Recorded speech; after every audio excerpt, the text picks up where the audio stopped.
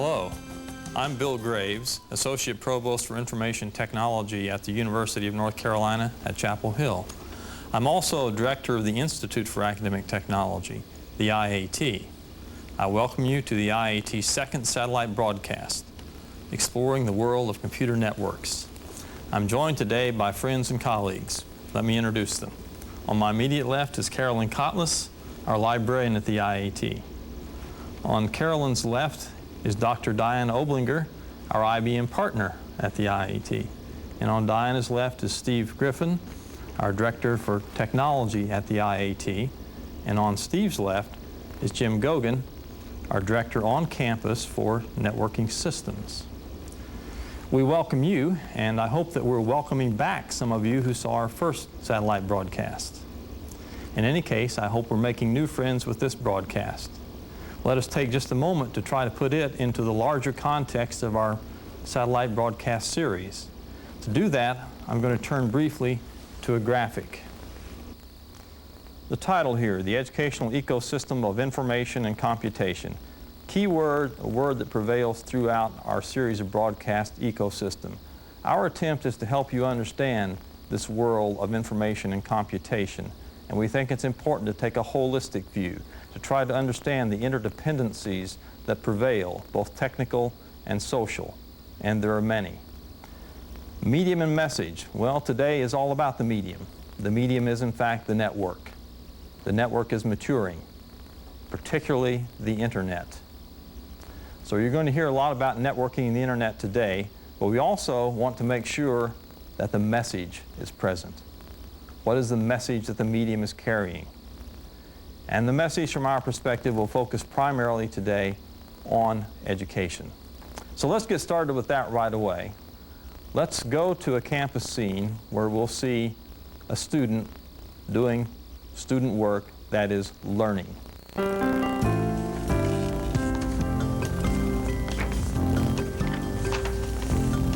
Hi Jeremiah, what's up?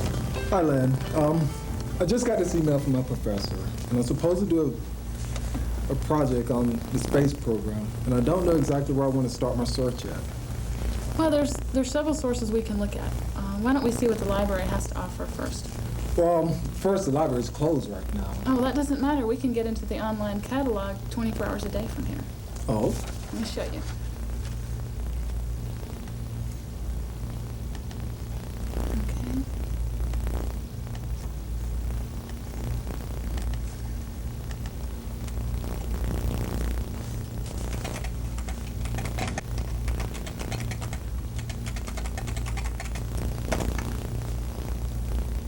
Now it's connected to the library, and you can see it tells you all the instructions you should need. So you wanted to do a subject matter search, correct? Yes, space program. Type SU, put in a blank space, and then type your keyword. Okay. Space. Press enter.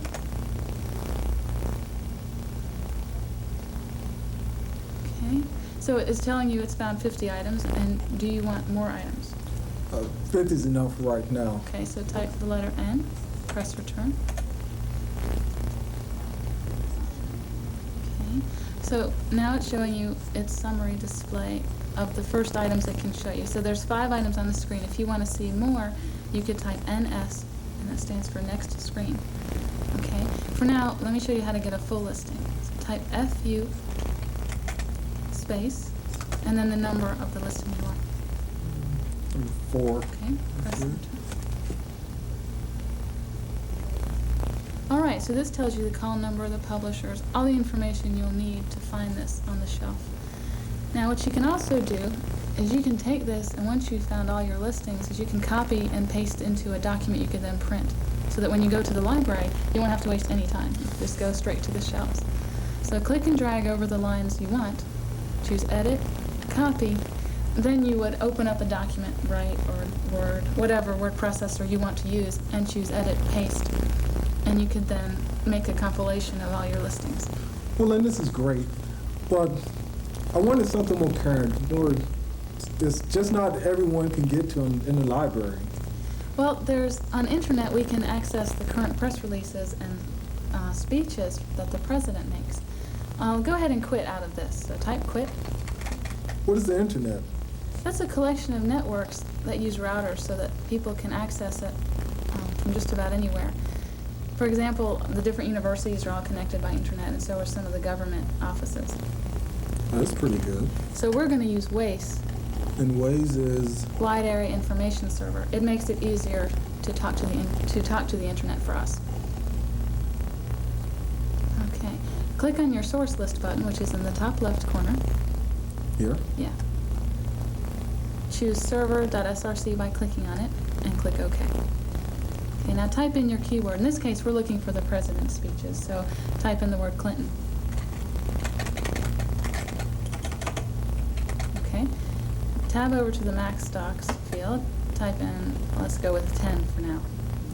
10. Press enter. Okay. Now, let's choose, you have two options here, and the first one says clintonspeeches.src. That looks like what we want. Click on that, double click on that. And it's telling you it's retrieving your document from the remote server, so that's good. Click Save This Source. All right. Let's leave it as named Clinton. Type in the word Clinton. Click OK.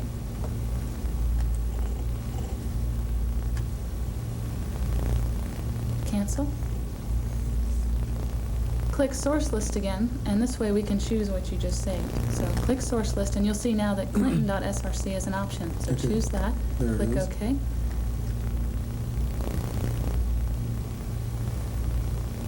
Now, change your keyword to be space, which is, I think, what we were looking at before. Press Enter.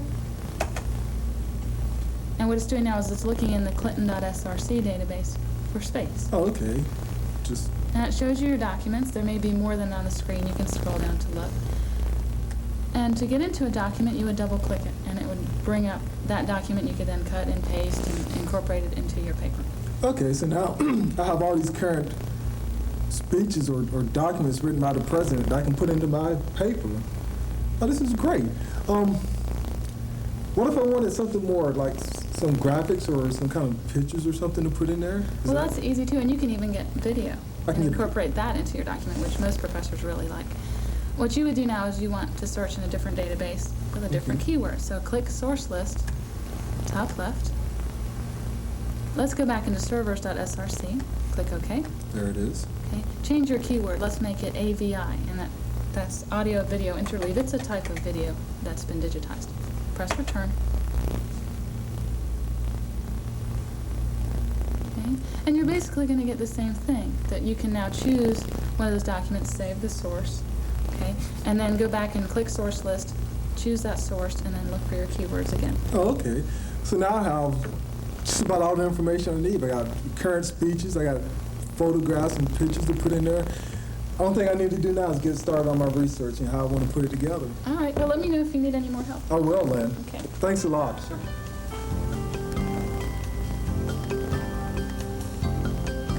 Hi, Jeremiah. Come on in. Hi, Lynn. I have some files that I downloaded from Waze Uh-huh. and some video files as well. And I just wanted to see how to incorporate those into my document. Okay. Well, let me show you how. It's really easy. Okay. Show me which one is yours. Because the second one here. Okay.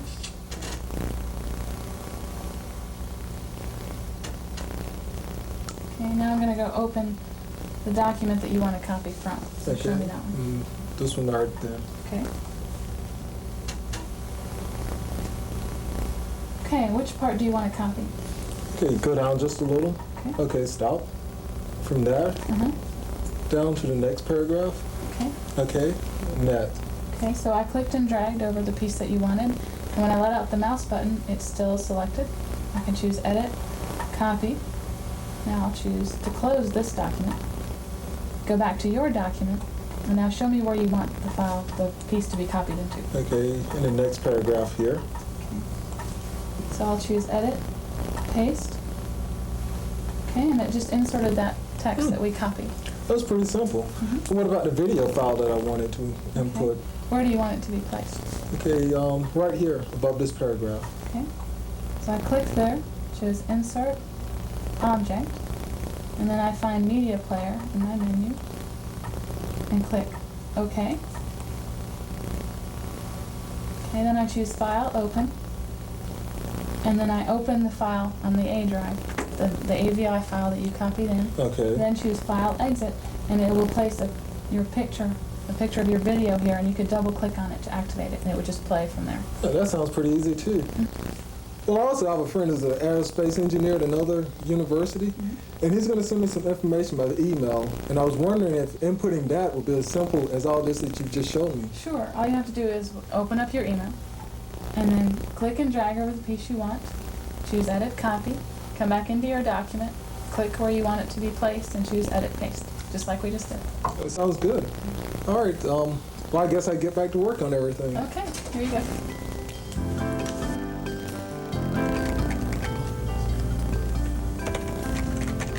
Hi, Jeremiah. Hey, Len. How are you doing? Pretty good. Look at my document. That looks great. It says, you can see I've included some of the documents and some of the video files that we downloaded by Waze. One thing I have to do now is just wait and then put some of the information I got from my friend from the email. And then everything will be complete. And the only thing I have to do then is just go back, tidy up, check the spelling, send it off to my professor, and just wait for my grade to come in. Well, that's wonderful. Yeah, this is so easy. I can't believe this. Well, I'll tell you, it was great. When I first started doing papers in grad school, I didn't know how to do this either, but somebody showed me. And then when I did my paper on medical research, I was able to talk to another university and get all their... I hope you enjoyed that vignette of the new learning, networked learning. In fact, I hope you'll keep in mind all the possibilities implied, both technical and educational, as we proceed through our program. Many people among us are wondering about the campus of the future. And in fact, when we have those thoughts, we often are thinking of networks and computers and electronic classrooms. But indeed, I think that the vignette raises a deeper issue, one that we want to keep at the fore as we proceed through the program. And that's not so much what is the campus of the future as it is what is the future of the campus. Bill, if you let me jump in on Sure. on that, I think it's an important shift in focus for us to mention at this point, because the technology is not really the important piece here. It's the technology empowers the student to do something different. And what that really does, I think, is it puts the student at the center of the environment. So the student can be responsible for his or her own learning. They can develop attitudes towards lifelong learning. They're learning skills that will stay with them and be of value all throughout the remainder of their life. So I think it allows us to make a significant shift from the professor needing to be there to provide information to the student, and there being a real time limitation, to the student being able to explore at will, at length, on any topic that he or she chooses. So they then become the center of their own learning environment. I think that's a big switch. Well, I couldn't agree more, Diana, and I think what you're saying, of course, is that the technology is not the focus, but it is a catalyst or a transformational agent. And in fact, if we could switch to the graphic for a moment, I have a few more thoughts about that. The suggestion here is that technology can be transforming, and the sentence here, or the phrase here, is meant to bring to the fore something that I'm sure all of us probably believe, which is that learning by doing is the best form of learning. The suggestion then that education can be a guided exploration and self-study through the new technology. Let's key on the word exploration for a moment as a metaphor, exploration or expedition, and think about the primary components of an expedition, say a raft trip down the Colorado River. We have guides, let's put ourselves in the role of explorers, the fun role, and we have maps and resources. And it's the guide's duty to assemble the maps and resources to make the trip possible for us and to make sure it's a trip with added value. And in this metaphor then, we think that the teachers become the guides, students become explorers, and of course textbooks are replaced by new kinds of resources, networked resources. And I would remind you of one more thing on that same theme, which is that if you're taking that trip down the Colorado, you're going to use a map, but you don't read that map from left to right. You're reading that map in context. And that's important because what Diane is pointing to is that learning should take place in context. Teaching and learning should in fact be learner-centered.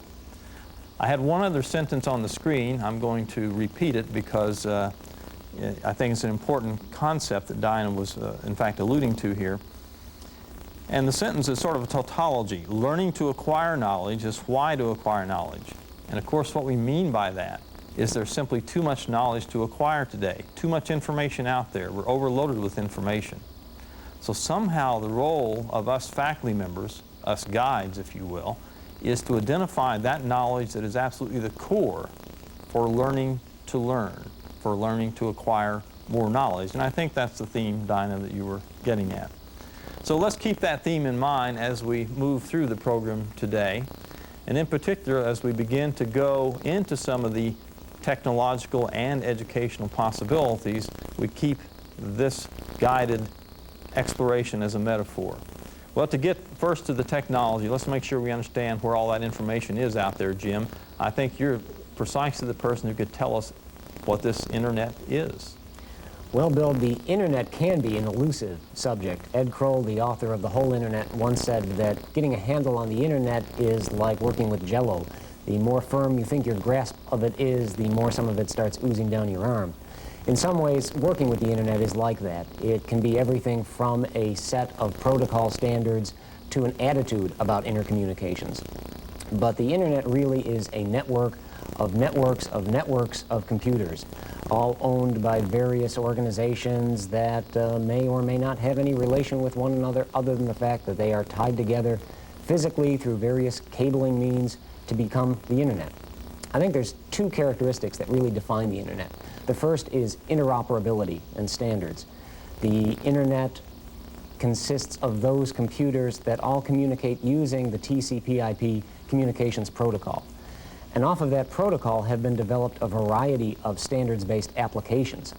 The Internet Architecture Board and the Internet Engineering Task Force, groups of volunteers that work on these standards, have over 80 different groups working on various standards in terms of applications areas. So you get a sense that it's more than just a computer talking to another computer. There's actually real meat on those bones. I think the other characteristic of the internet is the size. It represents now approximately 10,000 networks that make up about 1.5 million computers, and although there's no real good estimate of how many people use the internet, the guesstimate that you could infer is probably about 15 million people actively use the internet. And that size is just growing rapidly. Well, let me jump in. In fact, there's another statistic that's probably worth repeating. What I'm told is that the rate of growth of traffic on the internet is in excess of about 12% per month today. And that tells us that this is kind of a bottom-up entity. It is. And of course, your reference to the fact that this is a network of networks also ties back to our original theme, which is this is very much like an ecosystem. Even if we look at the network itself, you've identified all kinds of interdependencies there. Right, and it's an ecosystem beyond just educational institutions. What's on the internet are educational institutions, government agencies, nonprofit organizations, even commercial organizations are now part of the internet, and it continues to grow. Well, let's think a little bit about how we use the internet on our own campus. You want to, in fact, take up the campus theme here and maybe identify some of the administrative uses, for example? Well, administrative uses, research uses, instructional uses, all aspects of campus life require information, and ultimately that's what networking is about, is providing access to information. I think one good example of that need for information and using internet tools to access it is our own campus administrative data processing group has developed a Waze-based application that allows an administrator to search for a particular institutional topic by keyword, such as minority student enrollment or growth of student enrollment in various disciplines. By that keyword, then they're able to pull up an Excel spreadsheet that shows graphically or just the raw data those trends over time, without necessarily being aware of what the internet protocols behind all that application. And it's probably worth remarking that that same technology that's used in the administrative application, the Waze technology, is precisely the technology that was being used in the learning vignette by the student to gain access to information in a learning context. Right, that student was an example of the internet structure, the bottom-up approach. That computer that he was using in that lab was connected to a local area network in that room, that was connected to a network in that building, that was connected to the campus network, and out it grows. It's an amazing story, in fact. And continues to grow. It also points out the fact that one of the key elements to successful use of an internet on a college environment is that infrastructure on the campus itself. The fact that without having the network capabilities on the campus, in the classrooms, in the labs, that it makes access to these resources very difficult. Well, one of the things that we'll talk a little bit more about later is the fact that although you can sign on to the internet, probably at not too great a cost, there is a considerable cost, and it's the cost of maintaining a campus infrastructure, because you can't take advantage of the internet unless you have on your own campus a campus network. Right. And that campus network requires not only the cables in the grounds and the hardware on the individual computers and the software in those computers that use those communications protocols, but also the support that allows people to be able to navigate the internet. Right. And on that theme of navigation, we navigate the internet for a lot of different reasons. The administrative reasons you mentioned, we've seen the learning vignette, good reason, but there's also the research vignette. And as Dinah has suggested, what's really happening on the learning side is that learning is being tied much more closely to the research or scholarship enterprise. How about the research side of it, Jim? Well, it has grown tremendously in terms of the ability of the applications to bring the laboratory environment into the classroom and to the student's desktop. It wasn't that long ago where the only real internet tools that were available were tools such as Telnet that gave you remote login. You had your wonderful desktop computer and your great graphical interface, and you became a VT100 terminal. Since that time, the development of tools such as the X-Window system that came out of Project Athena at MIT allow for graphical applications to be running over the network, and new client finder tools, client server tools such as Waze that was developed from Thinking Machines, Gopher, which developed out of University of Minnesota, World Wide Web, which developed out of CERN, now give researchers, faculty, staff, students the ability to access these information resources that are all throughout the internet in a seamless and easier to find manner than before. One such research application is the ability to have a supercomputer right on your desktop, where using tools such as X-Window or Mosaic, I can attach to a supercomputer and look at an actual physics experiment or look at a mathematical concept that before I might have only been able to read about. Now I can see what's going on. Well, that sounds kind of like a boast. Why don't we just see it? All right?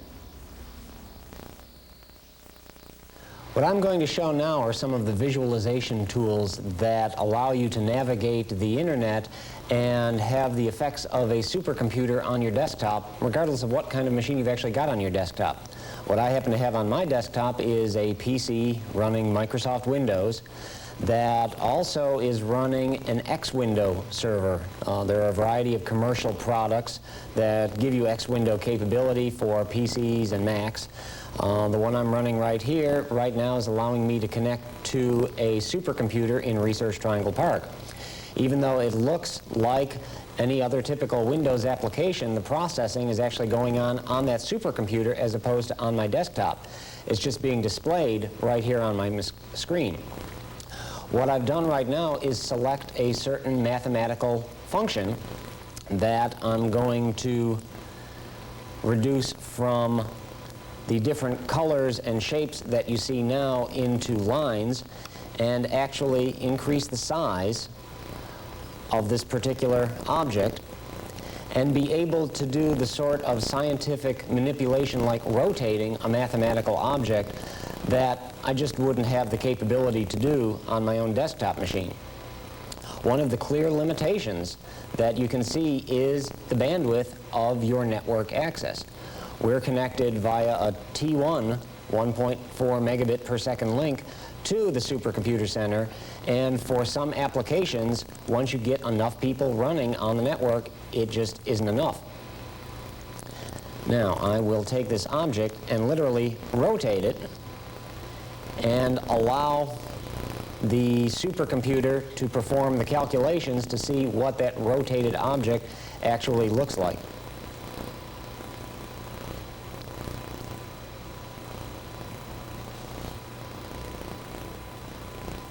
And you can see I have the capability of taking full advantage of the supercomputer, but being able to see the application and see the calculations in a format that's more intuitive to the environment that I work in. Let me close this application here and show another navigational tool that is being used for scientific visualization. What we have here is a World Wide Web client from the National Center for Supercomputer Applications called Mosaic that allows me to define a list of sites that I've been to in the past and will probably want to go back to again.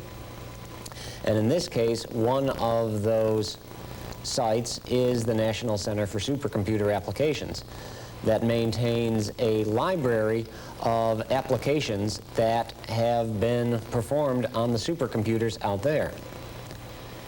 And one of the things that I can do is go to or browse what they call the Science Theater. That is a collection of scientific visualization experiments and research projects that have already been done by the scientists at the National Center for Supercomputer Applications. I can then take one of those applications. In this case, let's look at something in volume visualization. In this particular example, it's a microburst phenomena that has to do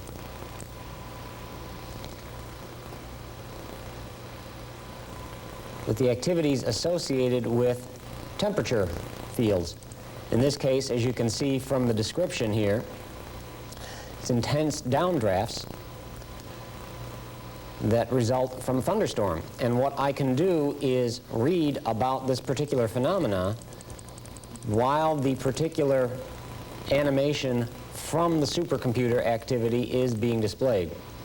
And this describes the result of multiple microbursts, two separate phenomena that then collide and cause a region of wind shear. And as you can see from the text description, it's believed that a major airplane crash was a result of flying through one of these regions of intersection between the microbursts. And you have the capability of not only being able to browse on the internet to read about these phenomenon, but then actually see the results of the supercomputer applications that can produce the visualization to give you a better idea of that effect. As you can see, we're trying to move as quickly as we can away from the days when the faculty member or the student would have to go to the guru on the mountaintop to get the magic incantation of what internet numbers they'd have to enter to get to what resource, and then go back 2 days later when that wasn't the resource they needed. What we saw was an example of the X-Window system that I had previously mentioned, and an exciting new tool that's being developed by the National Center for Supercomputer Applications called Mosaic. We feel on our campus that Mosaic has the potential to combine the capability of Waze and Gopher and FTP and World Wide Web all into one desktop client regardless of what platform you're using. But then that brings up the question, how do people find out what tools are available and then how to use them? Well, right, Jim. In other words, it's not just a question of access to the information, but it's a question of access to the access tools. Well, we have an answer to that, as you know. And if we can cut away to another tape, we'll see and learn something about that issue. We're joined by George Brett. George is the director of SNIDR. George, what in the world is SNIDR? SNIDR is a way of getting away from alphabet soup. It's CNIDR, which stands for the Clearinghouse for Networked Information Discovery and Retrieval. And you have to take a deep breath after saying that. We're a clearinghouse that's been funded by the National Science Foundation to promote and support the use of networked information retrieval tools. You may have heard of the Internet Gopher, or Wide Area Information Servers, which we call WAIS, or World Wide Web. So these are very descriptive terms, but they do different things. George, when we look at the SNIDR brochure, we see depicted on the front a strange-looking vine, maybe it's even a weed. You want to tell us about that? I started working about 3 years ago with networks in higher education. And it was then that I realized that the internet, BitNet, and all these other services were growing like weeds. And so what you see on the cover of our brochure is a Japanese logo for kudzu, which grows at 12.5 inches a day, much like the internet, which is doubling itself every year in size. One way to think about the internet is to liken it to the library. And if we do that and think about how students use the library, first we realize that we don't just send them to the library and say all the knowledge is there, just get smart. We in fact help them use the library. We teach them to use the library. Your tools are therefore library tools. Are we in fact going to be teaching students to use those tools? They assist the students, or they assist the researchers in finding that information. You know, but there is still, as sort of indirectly stated in your question, is the value added that faculty bring as coaches, as mentors to the students to help them understand that this raw information that's out there on the network can become part of a knowledge base that the students will need to continue their careers, whatever they do. Thank you, George Brett. My pleasure. It's glad to be here and see you on the net. Okay, through the learning vignette, we've had a glimpse of how to gain access to information for the purposes of learning. Through the last vignette, or interview more accurately, we've had some idea or gained some idea of how to gain access to the access tools themselves. There's also the issue of how to gain access to learning about the use of these tools, getting them in your hands, learning what to do with them. Well, I'd be a little bit remiss if I didn't put in a plug here, and that plug, of course, would be for our own workshops at the IAT. I won't overplug them. I'll simply say, give us a call. We'll tell you what we can help you learn.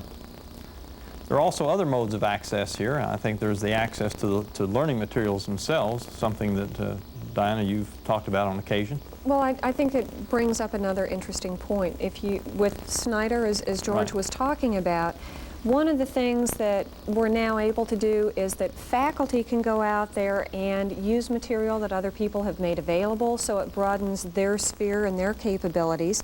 But think about what it does for the student as well. The student can not only access the library when the library is closed, but what if the student wants to learn about something on the spur of the moment or has an additional interest? That kind of material we're seeing being made available to people in an anytime, anywhere kind of mode that allows then students to have this just-in-time access to education. But I think it also opens up this lifelong learning possibility for a workforce that has to be more and more prepared. And we're, I think, getting the infrastructure in place for a lot of those very important things to happen now. And that, no doubt, transforms many parts of the campus and many people on campus, including the libraries and our Absolutely. librarians. Absolutely. Carolyn, what do you say about that? Well, definitely the role of the library and the role of librarians on the campus is not going to be diminished by all this networked information from remote sites. It actually allows us to enhance the collections that we have. A small school can take advantage of enormous collections elsewhere, and it gives us some very exciting new projects, ways to extend library service that is never going to be diminished by the technology that's coming in, but actually is going to give us more things to work on. Here at the IAT, we have a library, and our library is open to the whole world. Global access is through the internet, and so the work that we do as far as publications of bibliographies is available that way. And we have a little demonstration of two of the ways that we allow people to have access to our library without the walls. You've seen how students can use the internet resources to do their own research projects. Now I'd like to show you how librarians and others who support researchers can also use networked information. And the example I'll use is what we do here at the IAT with our own library resources. The first thing I'd like to do is show you our anonymous FTP site. Here we maintain electronic copies of our documents, such as our technical papers, our bibliographies, our newsletter articles, and so forth. And we make them available to you at your desktop. Simply by finding what you want and copying it, you can have all the advantages of our documents without having to call or write and wait for them to come to you in hard copy. You can see here from our site that we have quite a few bits of information. First of all, let's look at our newsletter directory, and you can see our latest newsletter, Summer 1993, is already up here, and all our articles are listed as files, and there's an index to show you what we have here. And then you can simply drag and drop and make the copy onto your own computer. The client that I'm using here is a client that works under Microsoft Windows, so your interface using FTP may look a little different. And by making our information available on the internet, we become not only a user of internet resources, but a sharer too. And as a sharer, we have obligations to make sure that the information is accurate and can be delivered to you in a readable format in a timely fashion. There's a lot of talk among librarians now who are using internet resources and providing them of this idea of centers of excellence. This would be a place where you could go and get the most accurate information on a particular topic or about a particular organization. So in a sense, the resources that we provide here on our anonymous FTP site makes us a center of excellence for IIT information. Even though we reprint our information on many different sites, you can always be sure that the most up-to-date version of an article or a document is available here, even if it's not available anywhere else. So we have, by the convenience of using the internet, also the obligation to provide quality information on the internet if we are going to share and be providers of information. There are a lot of different ways you can get information from the internet, and the tool you use is one you perhaps feel most comfortable with. If you don't like anonymous FTP, we provide other ways of getting our information. I'll show you now another way you can get our information using a different interface. This one is called Gopher, and it's very popular right now on the internet. It allows you to look at the documents with a menu system. You can see here, according to the site that we have listed here, SunSite, that our information is listed under UNC Chapel Hill Information and Facilities. I double-click on that, bringing up another menu. We have two menu items on the next screen. One is for browsing the documents, if you know the particular file you want, and the other one is for searching when you don't have any idea which document has the information you're seeking. We'll look at the searching first, and I'll search for the term multimedia.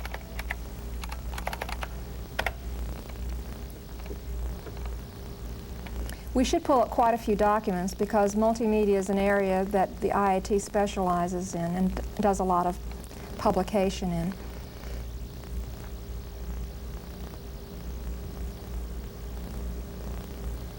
And here they are. And we'll just pick one and look at it.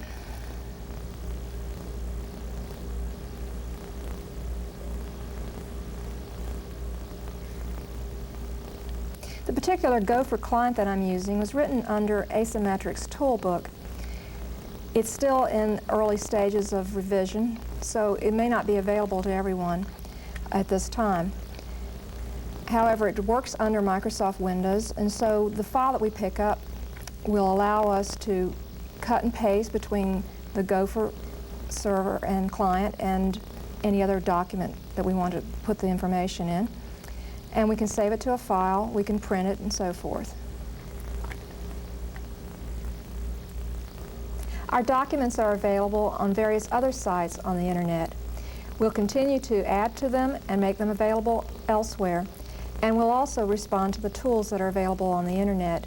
And increasingly, we will continue to add new formats. Up to now, what you've seen is text documents, but we'll also be adding video and audio and any other types of formats for documents and data that become available in the future. Speaking of multimedia, another way to think about all this information is simply as data. That's the way many technologists think about it. Digital, machine readable. And when we do that, and we think about a fairly common kind of data, numerical, textual data, we're quite comfortable. But when we think about multimedia, we're thinking about a new form of data, a digital expression, if you will, of human experience, data that brings in oral and visual components, even video components. So we want to turn our attention to that, and we have just the right person for that today. We have Steve Griffin with us. He's our Chief Technologist here at the IIT. Steve, we've kind of kept you under covers till now. We've had you out there in the shed with all the other technologists. It's kind of time to bring you in, let you have your say here. You're the perfect person to answer some of those questions that came up, in fact, in our first broadcast. Those questions were about delivering multimedia data on the network. We're going to keep you hidden just a little longer because we're going to take a break right now, but I want our audience to know that when we come back from the break, that will be the subject. We'll introduce Steve and multimedia on the network.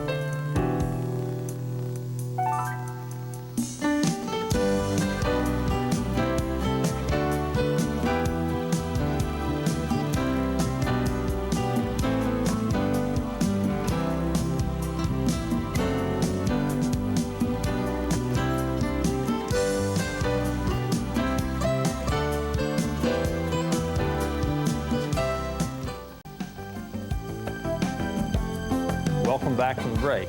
We enjoyed ours. Hope you enjoyed yours. We're back as advertised with Steve Griffin.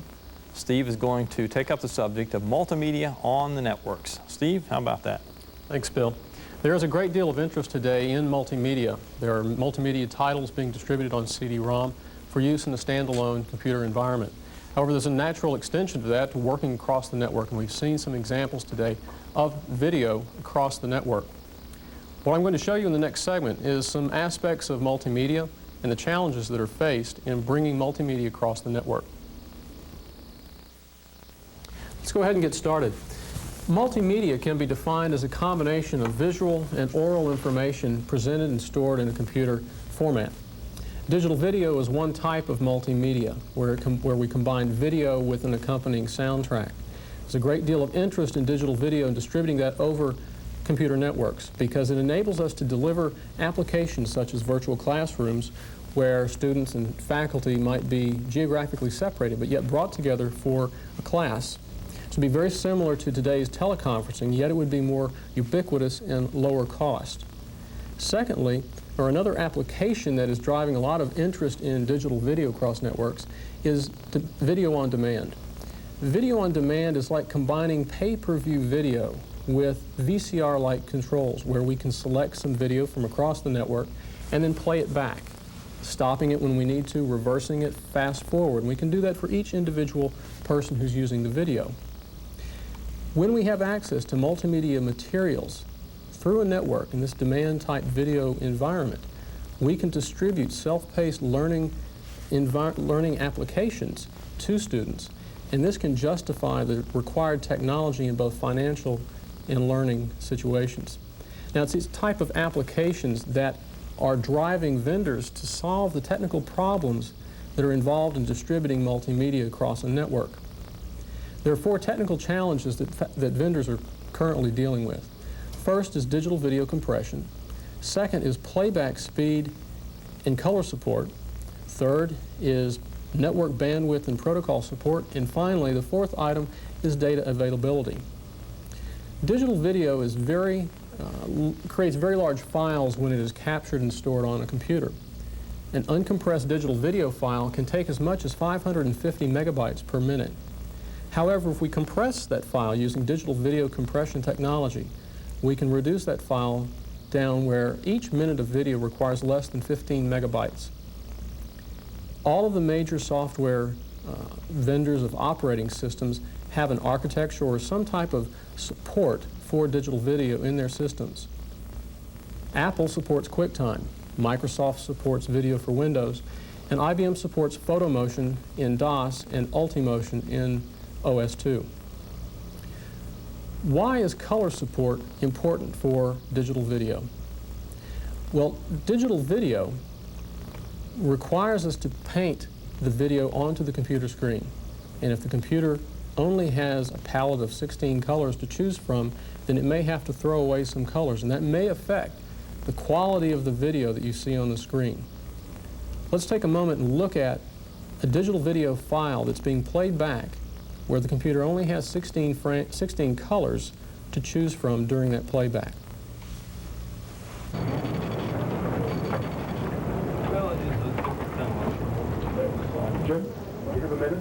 Let's play that same file again, and we'll play it back with 256 colors for the computer to choose from.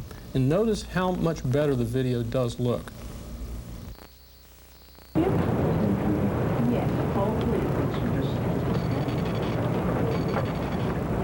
As you can see, having a computer with 256 color capability is very important in the effective display of digital video on a computer screen. Today's computers, PCs at least, with VGA 8, SVGA, or XGA support are capable of displaying 256 colors. Another aspect of digital video that's important in support on a computer is its playback speed.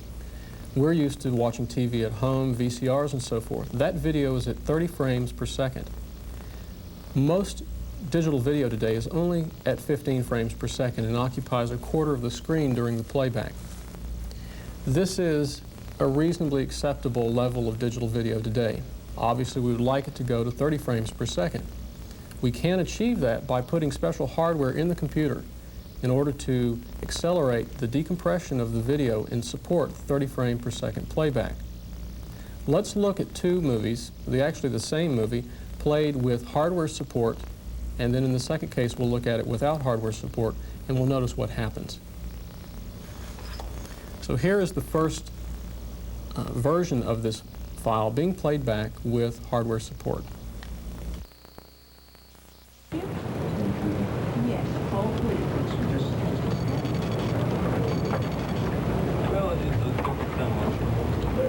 do you have a minute?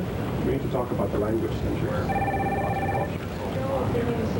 Okay, that video played back very smoothly. There were no interruptions in the audio. Now, the quality of the video is not as great as most digital video. This was taken off of a standard VHS tape, so there was some loss of quality just due to the transfer and the age generation, you might say, of the video transfer. Let's look at the same file now, played back without the support of hardware. And notice this time that it will not be as smooth, but the audio should remain smooth and unbroken throughout the entire playback.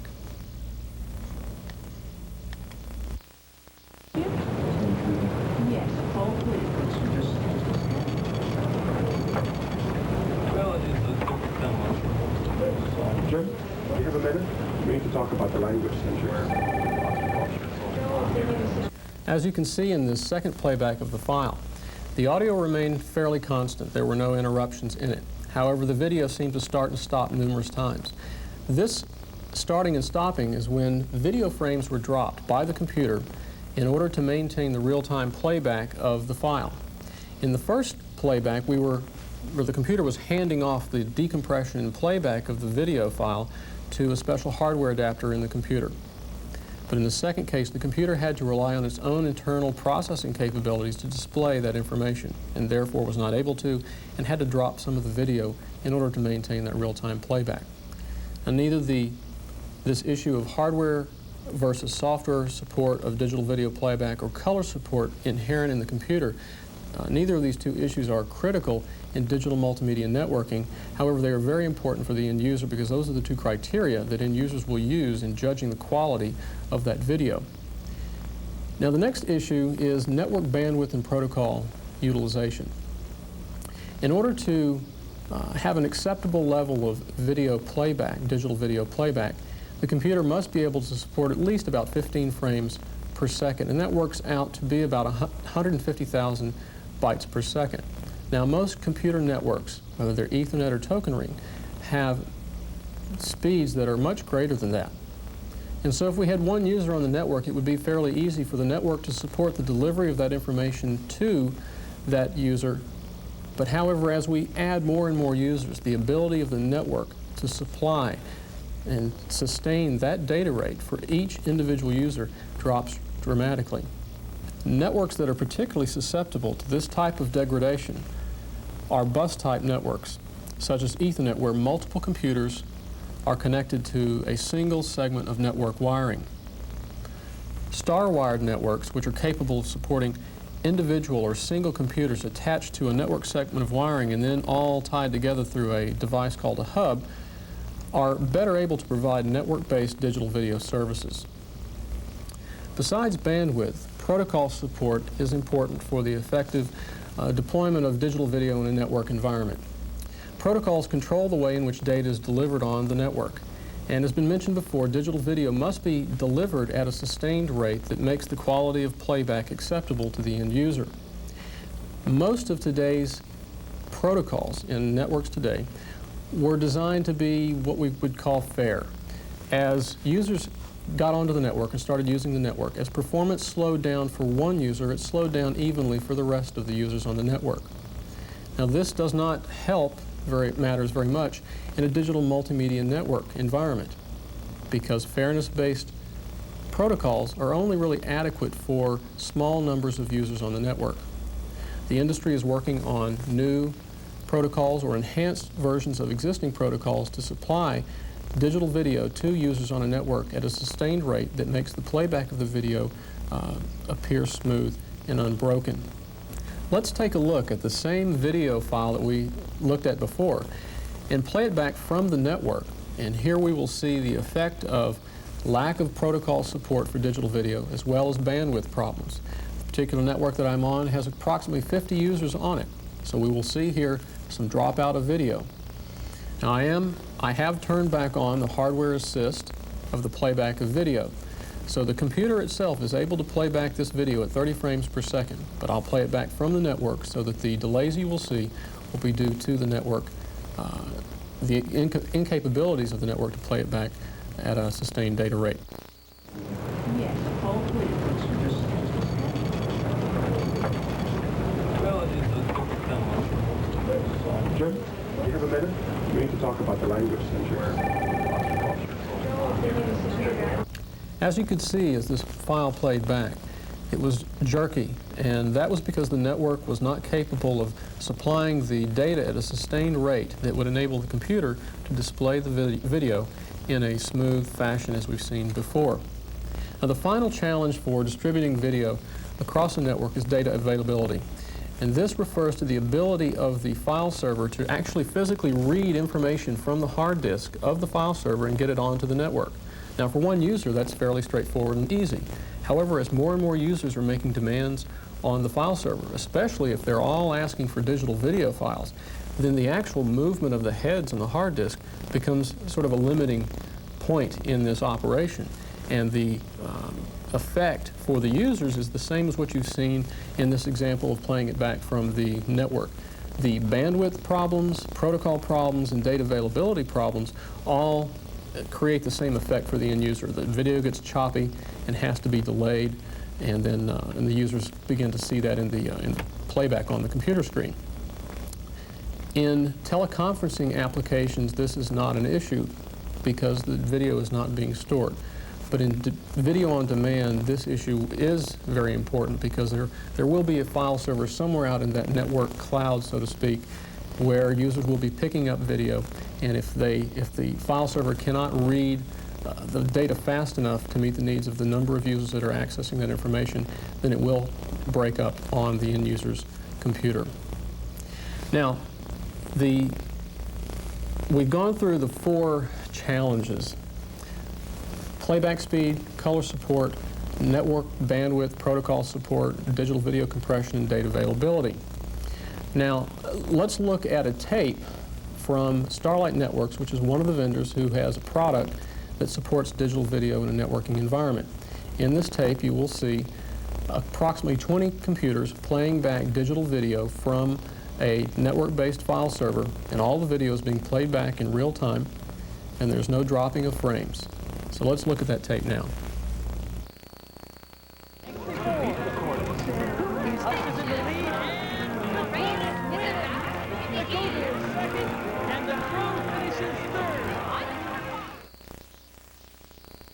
Even though there are existing solutions for distributing digital video in a network today, there are still certain limitations. First of all, we have to deal with multiple digital video file formats.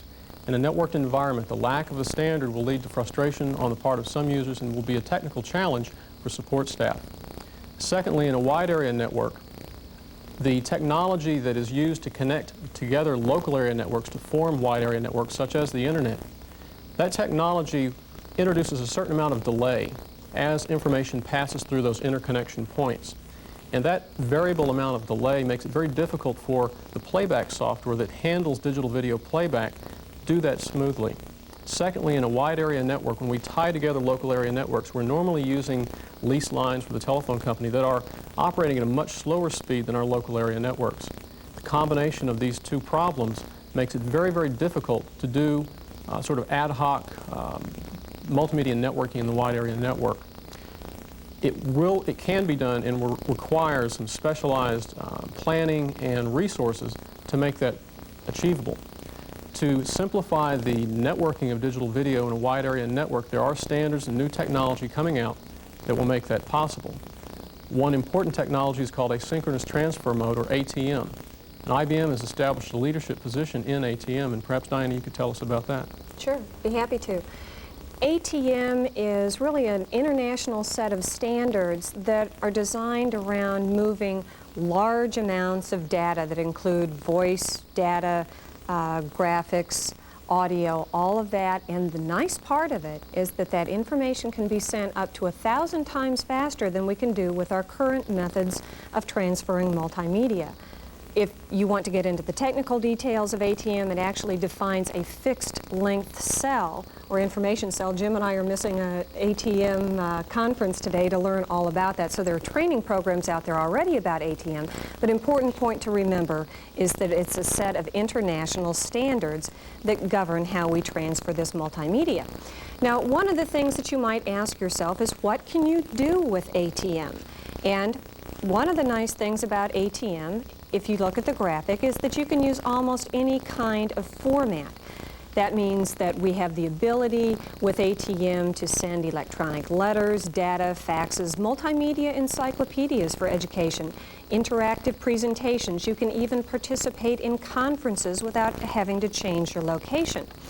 There are a number of different applications of ATM technology that are of interest to people in higher education and a number of other areas as well. In healthcare, for example, we have means of collecting information digitally, such as CAT scans, X-rays, MRI images. But the problem, if you're in a remote location and you need to consult an expert, is how do you get that information quickly to another expert to get their advice? With ATM, we can do that very quickly and have an interactive mode of consultation between physicians and experts. It can be used in education, obviously, with some of the things that we've talked about previously, to have the courseware available and be able to send that quickly over the internet and receive it and participate in an interactive learning environment. That's very beneficial for us. Research applications might include downlinking satellite images, for example, some of the supercomputer applications which allow you to transfer voice, data, video, all of those things simultaneously. A lot of applications, we believe, will be coming down the road in telecommunications and business as well. So lots of different things that we can do with ATM. Let's come back for a moment to the advantages, because that's the part that I think we should focus on for the time being, because it's a very promising emerging technology. Most important thing to me is those transmission speeds. You can transmit information up to 1,000 times faster than with our current technologies. Another benefit is that it handles all kinds of data types: voice, text, image, video, and it can deliver all those simultaneously over a single network. You don't need special kinds of networks. One of maybe the best for higher education is that we can use our existing infrastructure. ATM technology can run over the existing wiring that we have, so we don't have to install a new type of network to be able to transmit this multimedia. And it's a worldwide standard. In fact, IBM has participated in the ATM forum and made numerous contributions to that, so it will be a worldwide standard that everyone shares. Over the next few months, you'll see a lot of products entering the market that will help the ATM technology move into higher education in the corporate community. There will be adapters for local area networks, switch technologies, and networking services. And interestingly enough, in some of the networking services that will be available, they will provide for bandwidth management, which can increase your network efficiency from 20 to 50%, meaning that we get more productivity out of our current investment. Again, those are international standards. There's international and national bodies that are called an ATM forum that are dealing with submissions. IBM, I believe, has made 47 submissions so far to the ATM forum, so it's something that we can all share and participate in. And I guess the conclusion of all that is that ATM is going to allow us to do work differently. Rather than fitting our work to the way that we're used to transmitting information, we'll be able to work in our natural mode and deal with voice, video, and data simultaneously over our existing structures. That's, in a way, the future of where a lot of multimedia networking is going, but I think there's some other things that we should talk about because not everybody is necessarily ready to go to ATM technology. Let me give you a couple of other examples of where we see networking moving in higher education. I'd like to cite one that mirrors a lot of our campuses where it involves a large, multi-vendor, heterogeneous networking situation, and that's one at the University of Michigan where they have designed what's called the Institutional File System, IFS project, and it supports 30,000 different workstations. And the goal is to be able to support a number of protocols and interfaces. For example, the kinds of file protocols you can use are based on SUNS NSF, Novell NetWare, AppleTalk, lots of different client interfaces. And the beauty of that is that for the end user, they can stay in an environment where they're comfortable and linked to other systems and have it like a major extension. But to the end user, they can stay in an environment that they're very comfortable with. There's some work in progress that extends the institutional file system. The one that I think is most interesting is one dealing with mobile computing. The lifestyle that many of us have, we take a PC with us, we use that at the office, use it at home. When we travel, we want to take that with us.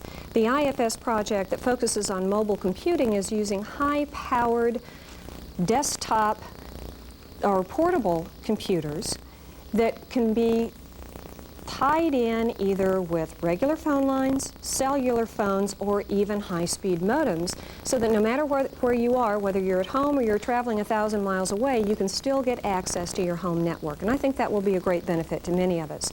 There are other projects dealing with network management and video imaging that maybe we'll have time to talk about a little bit later. Multimedia networks can come in a lot of different flavors, and as I said, there are some other kinds of multimedia networks that might be more common to where many of our listeners are. For example, lots of you have videotapes and video disc libraries that you would like to use, yet it's not affordable to have a videotape player or a video disc player at every student workstation. We can develop multimedia networks that allow you to be able to utilize a very few number of those and serve that over a network to a lot of different students. One example would be one from the University of Michigan. It's a vid system. You can do the same kinds of things with an multimedia video system 400. Simultaneous use of video, lots of things happening in this area. And the good news is that off of a simple PS2 server, we can now run 40 different files being played on 40 different PCs in real time. And that comes off of a PS2 file server, and it uses basically off-the-shelf software. A combination of OS/2 and LAN server makes that possible. So there's some real interesting things that are going to be happening in multimedia networking when we talk about digital files. And finally, video storage. You've heard us allude many times to the importance of the library and being able to utilize other people's collections. There are some projects underway, one of which is at the California Polytechnic Institute in San Luis Obispo, where they're using a mainframe as a major video server. And they can support thousands of simultaneous video streams off of that ES9000, which has a lot of implications for how we might have a central repository and be able to distribute that video to a number of different campuses and a number of different locations so many people can use those. So I guess the long and the short of it is, there are a lot of promising technologies that are going to be allowing us to use multimedia in many different ways. Diana, as you say, the ATM strategy is exciting. We're looking forward to it on our campus, but there are a lot of institutions that just either aren't ready for it yet or have thousands of Ethernet and token ring networks that aren't going to go away overnight. I'd like to let people know that there are a lot of plans. All of the major router vendors have announced strategies for incorporating ATM technology into their router products, so that much as you can integrate Ethernet and token ring and FDDI networks today, you'll also be able to tie ATM networks into the existing networks on your campus and have a smooth migration strategy, as we hope we will on our campus. Yes, Jim, and let me pick up on, Diana, something you said. You mentioned, I believe, that with ATM-like speeds, or speeds enabled by ATM, we can begin to work in different ways. And here's one way maybe not to think about that, and yet another way to think about it. Many people would make a comparison like this. They would say, well, with the old technology, we could move the Encyclopedia Britannica across the wire in, oh, I don't know, 3 or 4 months. I may not have the figure quite right, but a long time. With the new ATM technology, we can do that almost instantaneously, a few seconds. Well, I'm not sure that's what we want to do. That's all true and fascinating, but probably the real impact in the way we work is that we'll be able to browse the Encyclopedia Britannica in real time. So we won't have to download it. We won't have to bring the whole thing to us. We'll be able to browse it at the source. And that I think, is the real power of the ATM. We've covered networking starting at the top, I guess, with the internet really, working our way down to campus, then working our way back out to the wide area with the ATM technology. There's a missing story in there. It unfolded ever so slightly in the opening remarks when we learned that the internet is a network of networks. Indeed, the internet is more than just the campus network and some big wire running around the country. The internet is the campus network, all the campus networks, and what are called mid-level regional networks, along with the NSF-Net backbone and others. So what we like to do now is begin to understand the role of the mid-level or regional networks. And we're lucky to have a pretty good one here in North Carolina, so we'll draw on some expertise there. We're here with Alan Blatecki. Alan is the Vice President for Communications at MCNC, and he's also the Director of the Concert Network. Alan, what is MCNC, and what is the Concert Network? MCNC is a nonprofit corporation established to accelerate technology and information applications. And specifically, we have 3 primary divisions: a microelectronics division, supercomputing, and communications.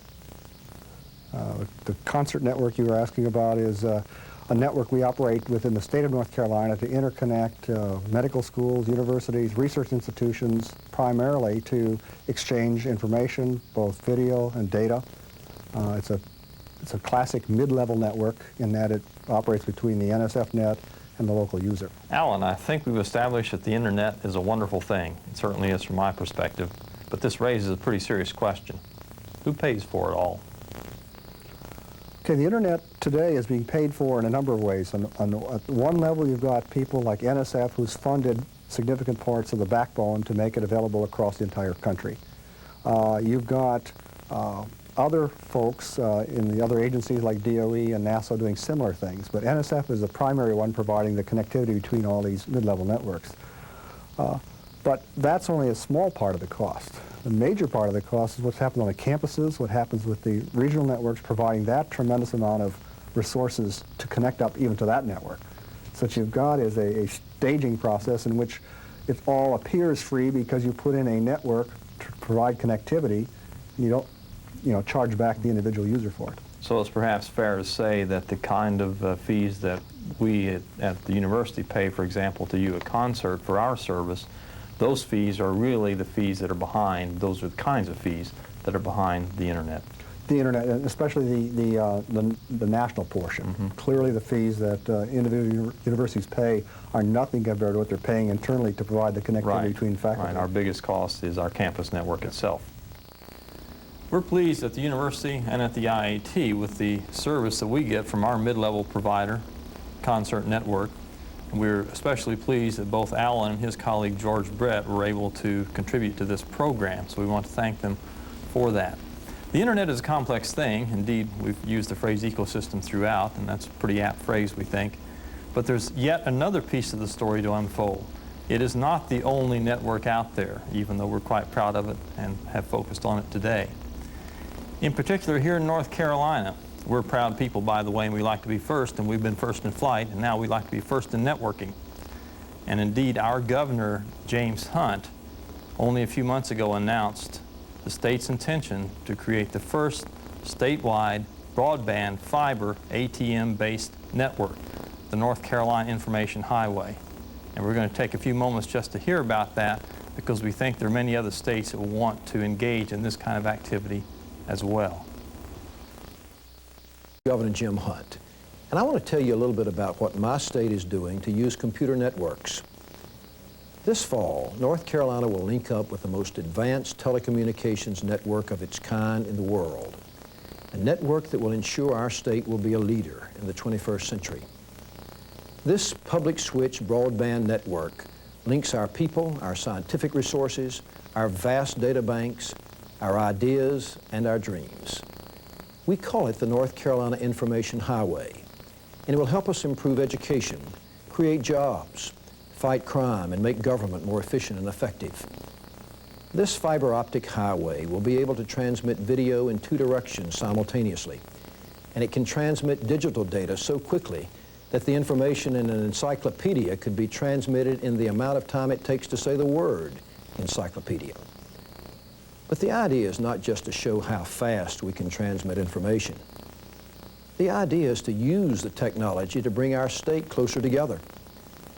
With this network, where you live won't matter.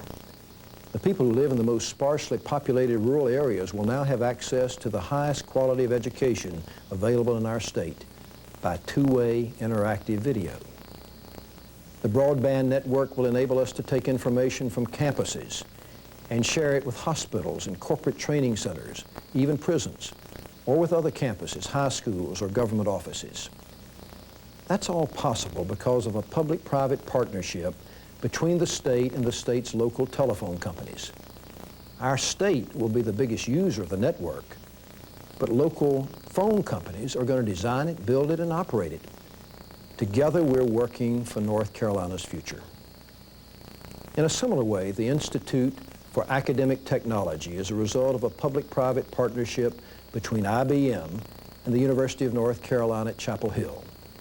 The IAT helps keep educators on the cutting edge of computer technology by showing them how to use the very latest technology tools, from CD-ROMs to Laserdisc to authored software, and shows them how to tie it all together using computer networks. The IAT and the Information Highway are truly changing the way we transmit ideas and information in our state and are part of the wave of the future. Labor Secretary Robert Reich says that the future computer networks will be as important as brain power, airports, and roads in determining our nation's standard of living. In North Carolina, we look to our Information Highway and the partnerships that support it as the road to prosperity and a better life for all of us. Hello. We've just heard from North Carolina Governor James Hunt about the North Carolina Information Highway, an exciting story that's unfolding here in our state about telecommunications and networking. Diane and I have come to Raleigh to the State Administration Building to talk with Jane Smith Patterson, advisor to the Governor for Policy, Budget, and Technology, I believe, Jane. That's correct. And I've known you for some years, and I know that you have a very rich and interesting background in the field of telecommunications and networking. Maybe we should begin with a little personal insight into what's going on here. A little personal insight and background, or to what's going on. Well, I'd just like to say just briefly, my background is Vice President of ITT's Network Systems Division, and then as the Vice Chancellor of the university, and even prior to that, working with computers and research and psychometrics. So I've had a real varied experience when it comes to information systems, I should say, and information technology. And right now, I'm chairing the North Carolina Information Highway Steering Committee. It's sort of my, one of my major projects, and I should say my passion. So. Well, Jane, maybe you can explain to us why North Carolina took this Information Highway initiative up, what the goal of it is? Well, you know, there's always a history to something, and I can just say briefly that North Carolina was the first state in the country to go digital. Back in early 1980, we began to move towards a digital highway for the state, working in partnership with actually the operating companies, the telephone operating companies. So in the last 2 or 3 years, a group of folks had been working with a number of companies to actually get involved in pilot projects, looking at interactive television and instructional television. Mm-hmm. And then when Governor Hunt was reelected and came back into state government, and some of us joined him, we began to see that perhaps we could move fairly quickly towards the establishment of an information highway, an ATM SONET-based highway. And we made that announcement actually on May the 10th this year. And for most of us, we're very interested in the educational benefits of that kind of a highway. Could you explain some of the educational benefits, but then also there are some other spin-offs that appear to be very long-term benefits for the state, so maybe you could comment on those at the same time. For educational benefits, you know, to me it's just the sky's the limit, I guess is the way I look at it. But there's a possibility to really leverage the educational resources of the state to be able to have, for example, I come from a small southeastern North Carolina town where it was very difficult to have classes in physics and in chemistry and so forth. With this type of highway, you'd be able to teach physics and chemistry actually over the network. And then perhaps on a Saturday morning have the students picked up and bussed over to the local regional university and use their actual university physics labs and chemistry labs. So you really get excellent teaching, the best teaching, not just a physics or chemistry course taught by a coach, and I don't mean to be, but that's the way it's been in the past, but actually taught by an excellent teacher and one that can really get the students involved in the whole process. That's one educational benefit. The other is the ability of professors and instructors at community colleges and even in the high schools to actually talk with each other in spirals or in communication on curriculum development and so forth. That's another added benefit. Conferencing, I'm sure you teleconference all the time with different individuals on research projects or on particular concerns that you're interested in. So there are really two features of this network. One is the video side of it, where we can perhaps bring in the phrase distance education. Then the other is more of the communication through the electronic data network. Well, that's correct. And the data side of it is equally as important to some people as the video side. For the state, for example, if we were to get into digital libraries, which I hope we will get into, this is a perfect state for that. You could in fact access the libraries across the state, and you would need this kind of highway to be able to speed that or to send that at a speed that you really could receive and study with it, rather than, you know, you send it on right now, the digital highway right now, and if you were in fact sending portions of the encyclopedia, it would be sent in weight. With this particular type highway, it's really instantaneous almost. You will be in real time practically. If you were sending the entire Encyclopedia Britannica, it'd take you less than 4-point-something seconds. So we might look at it from a university perspective, in fact, as a way to share the state's investment in, say, a Chapel Hill or North Carolina State with the citizens of the state. Well, and that's correct. Or you might want to share, for example, geology courses taught at Western Carolina, or oceanography courses taught down at Wilmington with Charlotte. So you could really leverage all the universities' wide system together with this type of network. The type of situation you're describing, where we're all interchanging information and sharing resources and expertise, implies that we're going to learn how to do things differently, both sending and receiving end. Can you comment on some of the kinds of changes or dependencies, things that we're going to need to make this information highway successful? Well, there are a number of things you need. First of all, there has to be a commitment from whether it's the school, the university, or the community college to do more than just put equipment in a classroom. There has to be some real planning about how you plan to share instruction. There also has to be real planning of training for the teachers and the faculty members who are going to use that. That means you teach differently across the network than you do in the classroom. All of us have had superb teachers. Some of us have had bad teachers. Bad teachers are horrible across the channel, and good teachers can be very, very good. But they could also be bad if they're not taught how to use that equipment properly. Students learn differently. Students, as a matter of fact, learn at a higher retention rate across the interactive medium than they do in a regular classroom. The Department of Defense says about 75% better across an interactive. If it's just computer driven, about 45% better. So you can see that there's a lot of new, I should say, ideas about how instruction flows across networks, how you receive that information, and how you teach, as well as how committed you are to maintaining a really good educational system at all the spots along the highway. There are at least two parties that we've talked about so far, the educational institutions, both K through 12 and higher ed, as well as government. And I suspect there's some other partners that need to get involved in this kind of an initiative. Who are those partners turning out to be? Well, there are partners both still within the government sector and to some extent, and there are others in the private sector. For example, we haven't touched on the medical applications of a network like this. But indeed, we have right now operating in a sort of pilot project between the medical school at East Carolina. They are actually doing medical exams of prisoners at Central Prison using digital stethoscopes. And there are lots of tools that are being developed to operate over the network medically. This means for our I should say, further regions of the state, a real opportunity to get excellent medical delivery and also medical education for doctors, for nurse practitioners, for public health professionals, an opportunity for them to use this network as well. And then the other are private companies and private corporations. We have tremendous cooperation now between the different industries that are involved in the whole area of networking. This is the first of any state in the country. So we have lots of people saying, we'd like to get involved with you in how we really make this become a success, because we want to see this for this country, so it will be more competitive also in a global sense. I think one of the important things that Jane brought out in her remarks is how the network is important to all of us, no matter what sector we come from.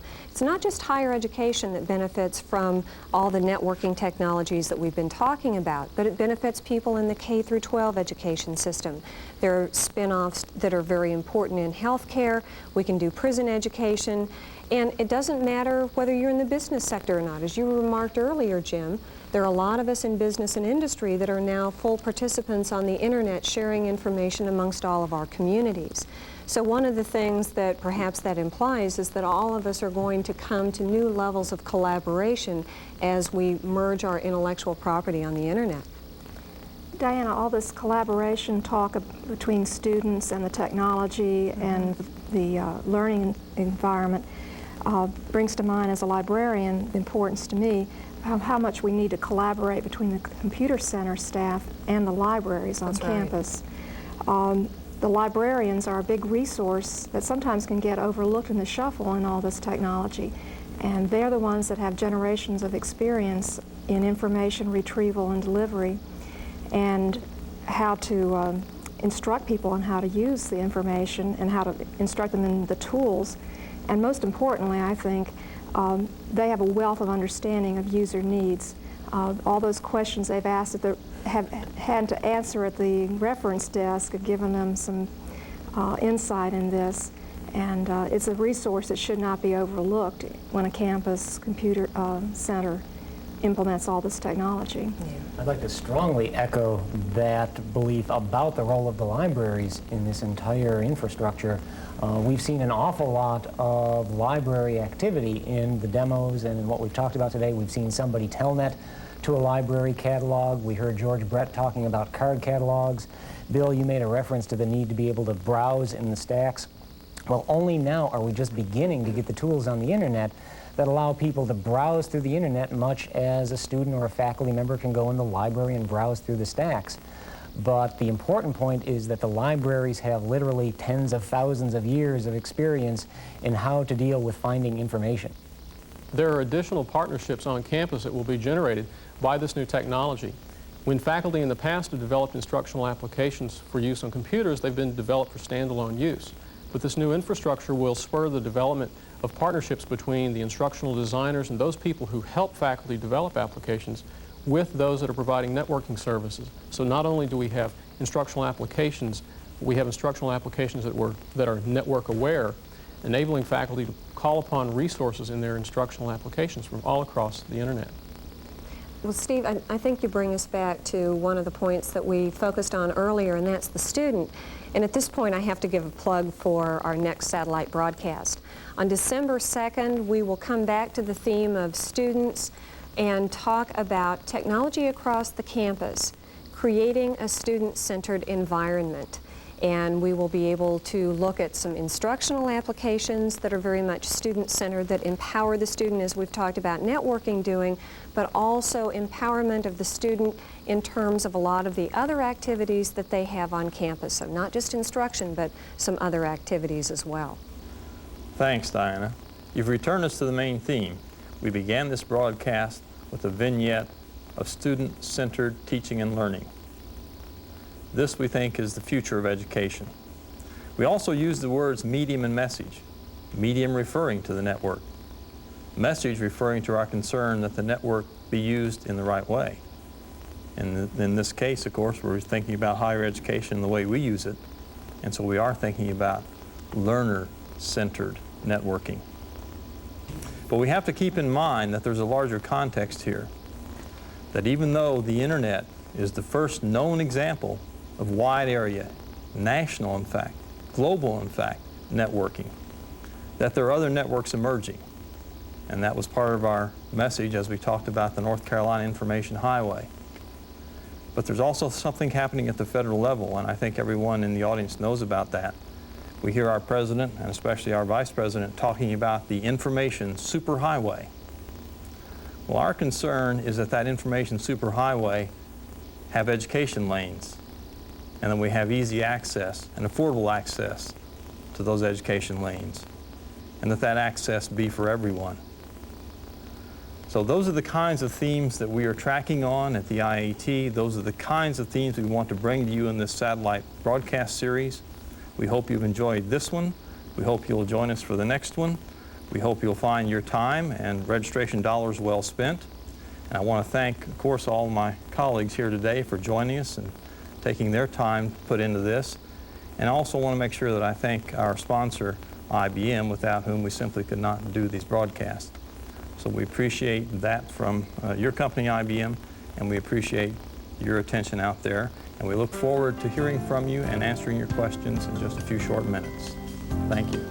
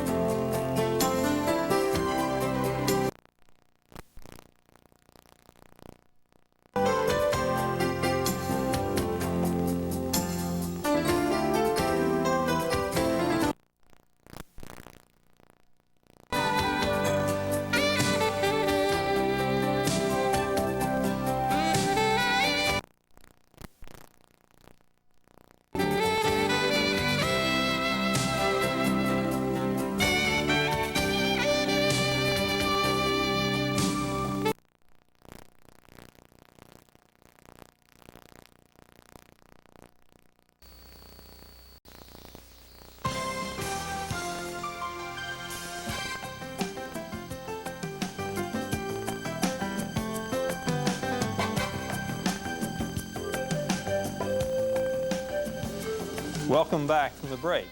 We hope you're enjoying the broadcast so far. And welcome also to the question and answer session. We're here now, willing and ready, we hope, to take your questions and answers. As you can see here with the messy stacks of paper in front of me, we've been working furiously trying to organize your questions because you responded quite well, which is to say that we have lots of questions. So let's get with it here and see if we can't supply some answers. What we'll do is try to group the questions into categories because there does seem to be a kind of a category-based grouping here. First off, you've asked some questions that have partial answers, at least, in the information that we sent to you in the registration packet. So we do want to call your attention to that information. For example, there's a document in there locating IAT publications electronically. There's one about more information and so on. So the packet is itself information-rich, and we encourage you to peruse through it. On the other hand, you've asked some fairly specific questions that are not answered by that information packet, so let's jump into those.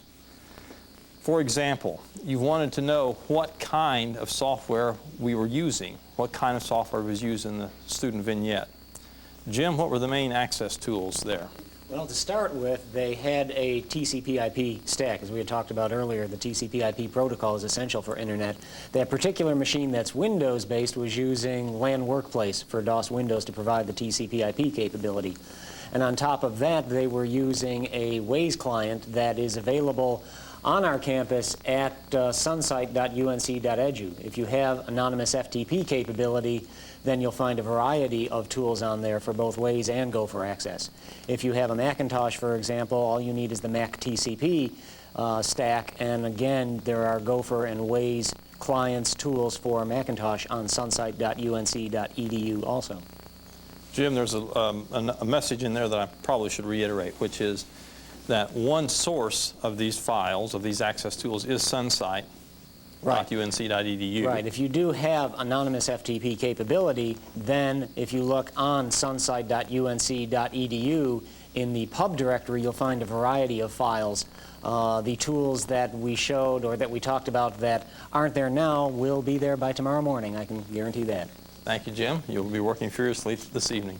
There was another piece of information there, which is it really doesn't matter essentially which machine you're on. These clients are available. So we were on Windows machines, on IBM machines running Windows, and most of the clients were therefore Windows. But there are also DOS clients available, Mac clients available, and X-Windows clients available. So no matter which system you're using, there's something there for you. There were some questions about the nature of the data that's available out there, and in particular, people wanted apparently to experiment with bringing multimedia data across the Internet. Again, we would point you to Sunsite, sunsite.unc.edu, as a place, an information source that's rich in multimedia data to include image and sound. So we invite you to experiment there. There were some questions about printed information that's available. And I think we have a fair amount of that at the IAT, don't we, Carolyn? Mm-hmm. Yes, and that document in the packet that says how to get our information electronically would be one way to get them electronically without having to write to us and try to get paper copy. We have on Sunsite all of our documents on our FTP site and so forth, so there's quite a bit available. The bibliography that was put in your packet is also available electronically online on the Internet. Okay. So the three main sources that we call on were our own at the IAT, and again, that reference is in your package. Sunsite, and again, that reference is in your package. And then also we referenced Snyder, I believe, and that also is in your package. Which is not to say that these are the only sources, but these are the three we happen to be using. Bill, let me also mention that one of the things that you probably won't find on Sunsite right now is the Mosaic client, because that right now is available primarily through NCSA. If you're interested in Mosaic, there are X-Window clients and beta versions of the Macintosh and Windows clients available from, I believe the address is ftp.ncsa.uiuc.edu. Again, if you have anonymous FTP capability, you'll be able to get Mosaic clients at that location. It is an interesting feature of the Internet that the work is done everywhere.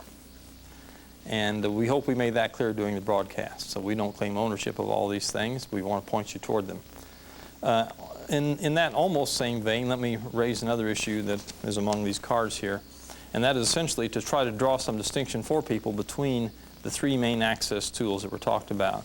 There was Waze, Gopher, and three fingers here, and X-Mosaic, World Wide Web. You want to do that, Jim? Well, sure.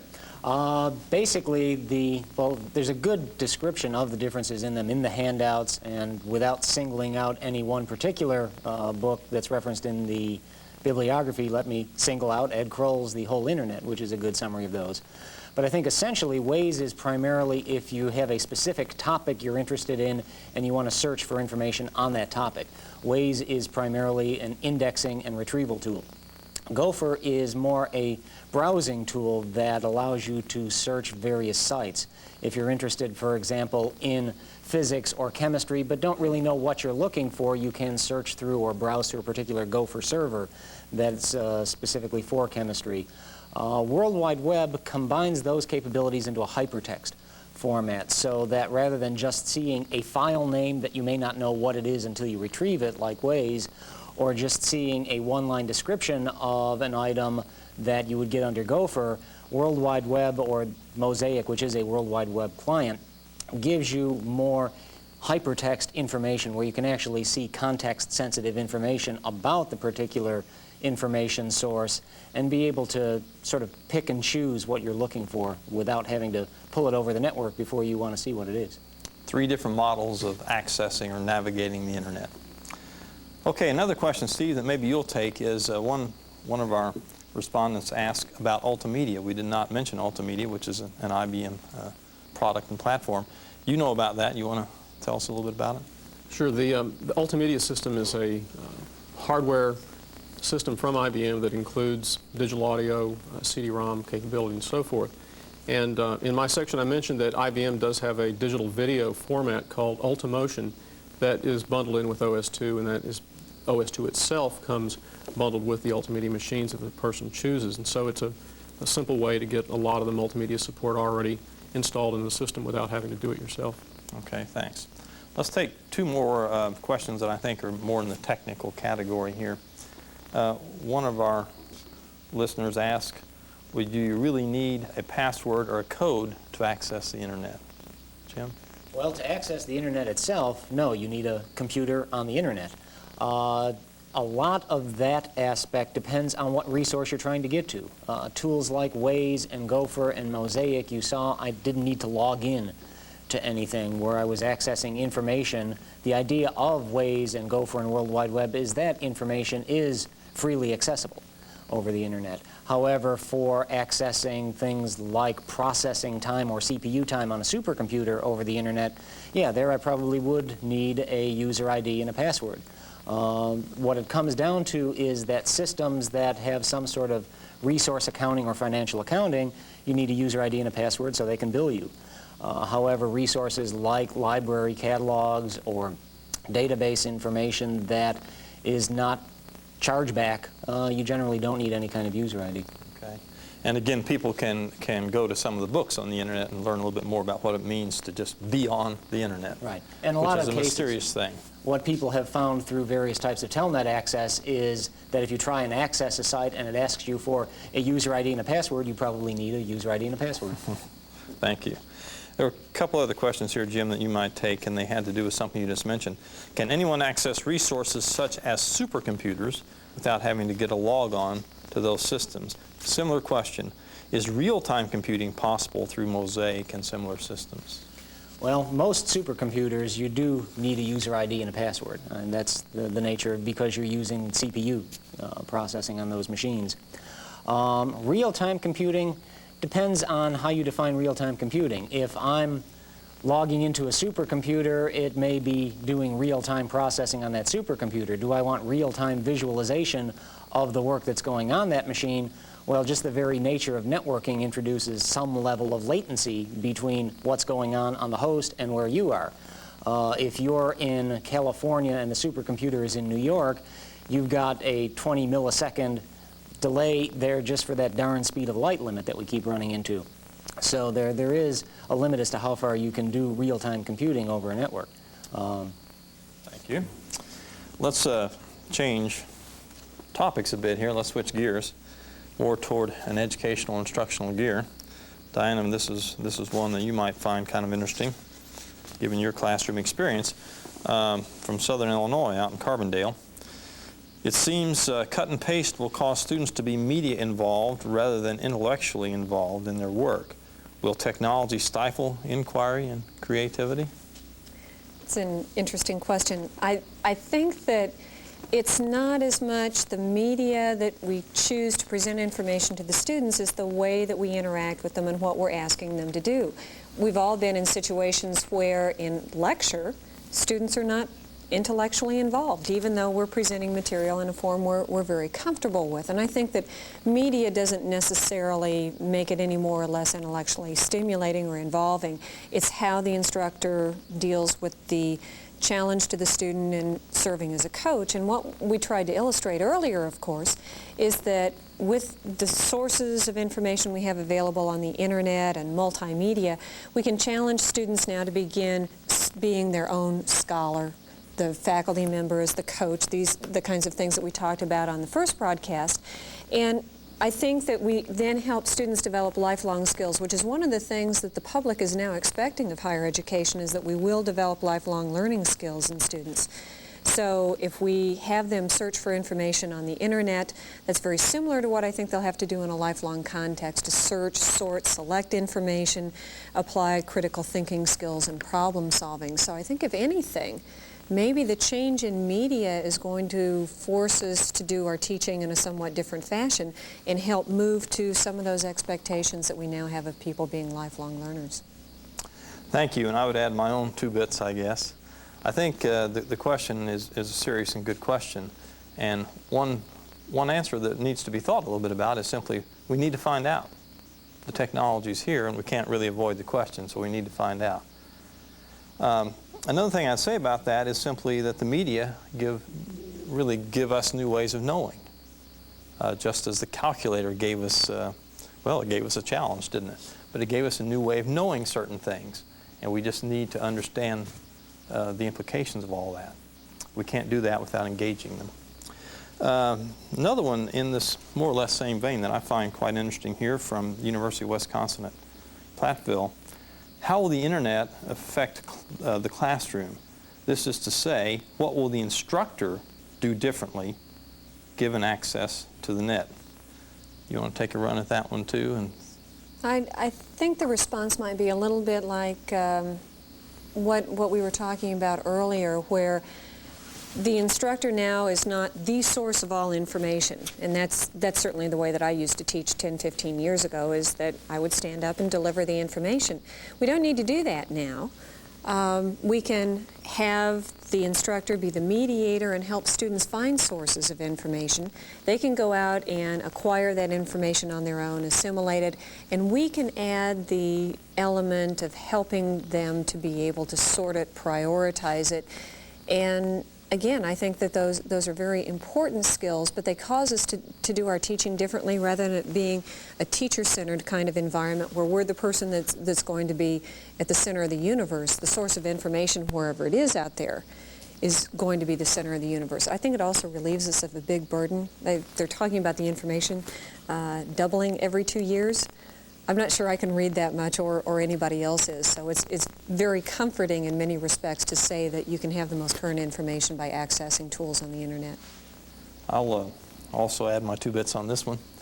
I think there are several factors here. When we began our broadcast, I believe I referred to a phrase that went something like this: is the real question the campus of the future, or is it the future of the campus? And I think that this question gets really right at the latter. What is the future of the campus? What is the future of instruction, of teaching, of learning? Well, those are pretty heavy questions. And it's clear that if we continue the current model of instruction, the current model of teaching, and we lay the technology on top of that, we may be adding quality to education, but we're also adding cost. And so I think the real opportunity, and probably an obligation in terms of the public expectation out there, is that we will use that technology in the way that it can be used to build very good, personalized, or better phrase, I guess, independent study environments for students. And then we'll try to discover along the way the new role for the teacher. My phrase for this is that we're going to go from being teachers to being e-mentors, as in email. Now, if you ask me what I mean by that, well, I could talk about that for a half hour, and there's no time to do that. But I think the phrase itself is provocative and encourage our listeners to think about it. What is an e-mentor? In other words, what does the technology bring in the way of an opportunity to build better learning environments, which necessarily will depend on the expertise and the guidance of teachers as mentors and coaches. Okay, let's turn to the library. Here's a good one, Carolyn. Please define quality information. What criteria are applied to date to determine this quality? I think that's a library question. Yeah, that's a... well, I would have to say that the quality that we've had in information in printed form, the standards that we set for that kind of quality should be the same standards we set to electronic information. Saying that, I know that there's a big problem on the internet with information that's passing around. The ratio of noise versus valuable content is much higher noise level than, say, when I go into the library and ask for information from traditional sources. So one, I think the quality should be the same standards apply that we'd have for written materials. Just because it's electronic doesn't mean that we have to get sloppy about fact-checking and quality writing.